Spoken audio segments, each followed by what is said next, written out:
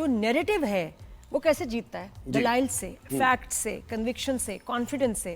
بات کا سٹائل بھی ہو اور بات میں دم بھی ہو. بات میں دم بھی ہو. اور دم تو ہے جی ہمارے پاکستانیوں میں، چاہے ہم اپنی فوج کی بات کریں یا پھر ایون ہمارے students any where in the world, ماشاءاللہ جب بات کرتے ہیں تو پھر دنیا دیکھتی رہ جاتی ہے. بالکل فالس نیریٹو نہیں چلتا اور ایویڈنس کی بیسس پر ہی نیریٹو جو ہے وہ آپ کا اسٹرانگ ہوتا ہے. اور وہی ہوا آکسفورڈ میں، جہاں پر ہمارے زبردست موسیٰ ہراج وہ لیڈ کر رہے تھے پاکستان کے وائبرنٹ اسٹوڈنٹس، اور وہ پوری ٹیم اتنی اسٹرانگ تھی. ہر کے بچے، نیشنلٹی، اسٹوڈنٹس اور بہت سمجھدار بچے وہاں اکٹھے ہوتے ہیں along with the professors and everything. اور ان کو وہاں ان کی ڈیبیٹ کمپٹیشن ہوا جس میں پاکستان انڈیا کا جو کانفلکٹ ہے اس پہ اس کی نیریٹو کی ڈیبیٹ تھی کہ بھئی آپ بتاؤ اور تم لوگ بتاؤ. تو ہم زیادہ کچھ نہیں بتائیں گے، ہم انہی سے پوچھیں گے. موسیٰ ہراج ہی ہمارے ساتھ ہیں.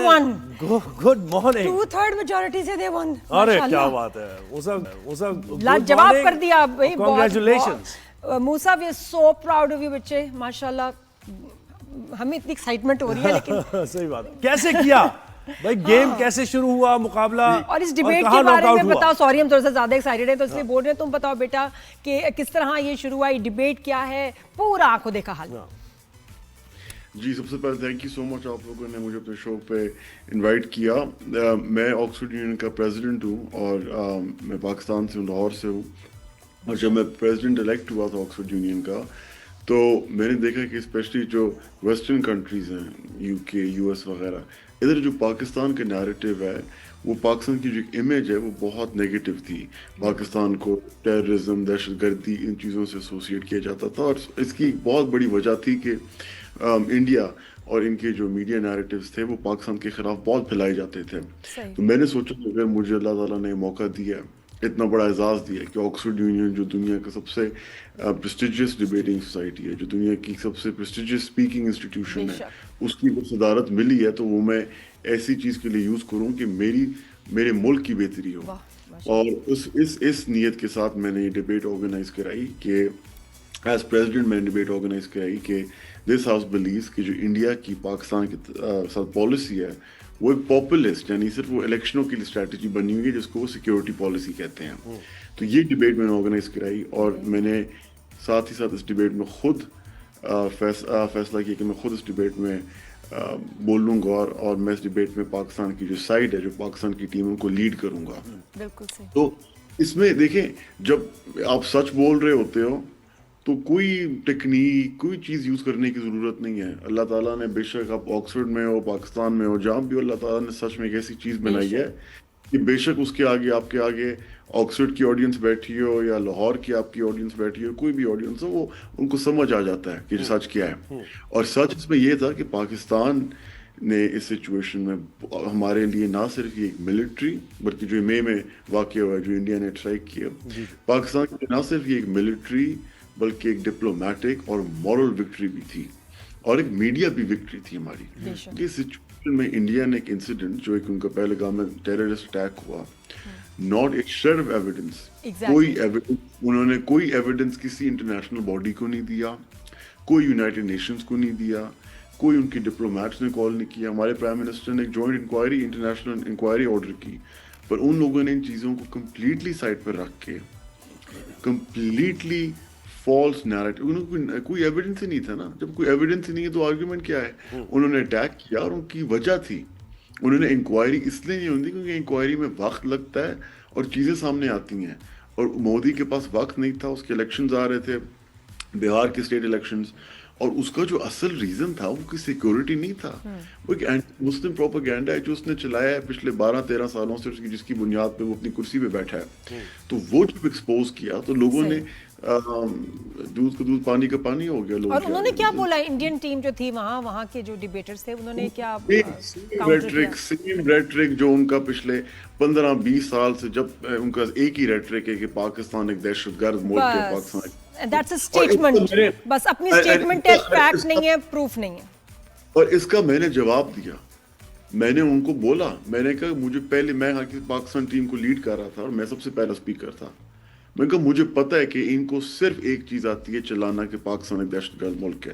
میں نے کہا فیکٹس دیکھتے ہیں. پاکستان اگر ایک دہشت گرد ملک ہے تو پاکستان نے 80,000 پاکستان کے نوجوان، پاکستان کی مین وومن چلڈرن، ہمارے 80,000 پاکستانی دہشت گردی کے خلاف جنگ میں بالکل ہم نے جانوں کے نذرانے پیش، اور اس کے باوجود، اور صرف 80,000 جانے گئی بلکہ $150 billion, even $100 billion economic damage ہوا ہے. نہیں تو مجھے بتائیں کہ انٹرنیشنل اداروں کے کون سے ریسرچ پیپرز آپ نے اس کے ساتھ دکھایا، اٹیچ کیے کہ بھائی یہ ہے، دیکھیں ہم نہیں کہہ رہے صرف یہ بات، اس میں ڈاکیومنٹس بھی تھے، مطلب یہ پوچھتے ہیں نا موسیٰ سے.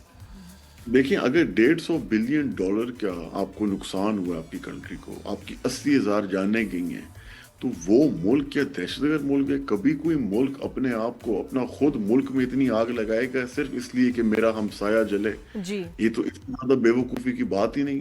تو ان کا نیریٹو ایکسپوز ہو گیا. اور یہ سمپل ہے، یہ جو مودی، اب اس کی جو یہ اسٹریٹجی ہے، یہ جب یہ چیف منسٹر گجرات تھا، اس نے وہاں 1000 مسلمانوں کا قتل ہوا، میسیکر ہوا، جس کی وجہ سے اس کو امریکہ کا ویزا الاؤڈ نہیں تھا. یہ تو پرائم منسٹر بنا ہے، اس کو ڈپلومیٹک امیونٹی ملی ہے، تو یہ امریکہ جا کے اب جا سکتا ہے.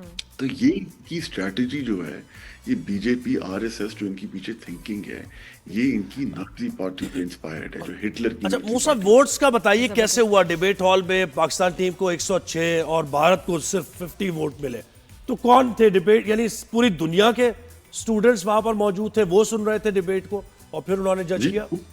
جی پوری دنیا سے اسٹوڈنٹس آئے ہوئے تھے، اور اس میں کچھ ایسے انڈین اسٹوڈنٹس بھی تھے جنہوں نے ہمارے ساتھ ووٹ کیا، اور ان کو وہ آرگیومنٹ بہت اسٹرانگ تھیں. ایک تو ان کو آرگیومنٹ یہ جو میں نے کہی کہ اگر آپ یہ نفرت کی سیاست کرو گے، یہ مسلمانوں کے خلاف سیاست کرو گے، اس کی وجہ سے آپ کو ایک الیکشن جیت جاؤ گے، دوسرا جیت جاؤ گے، اگر اپنے ہمسایوں میں یہ اینٹی مسلم آگ لگاؤ گے تو یہ آگ آپ کے گھر کے اندر خود بھی آئے گی.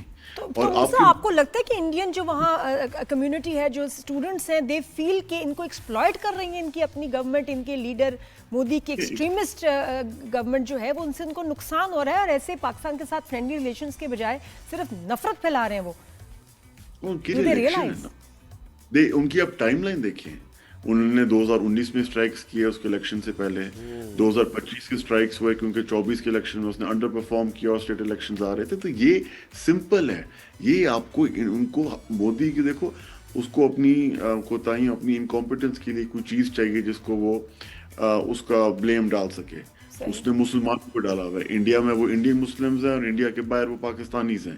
یہ مسلمان یہ بھی ذرا کلیئر کر دے، میجورٹی پاکستانی اسٹوڈنٹس کی تو نہیں تھی وہاں پر ڈیبیٹ ہال میں؟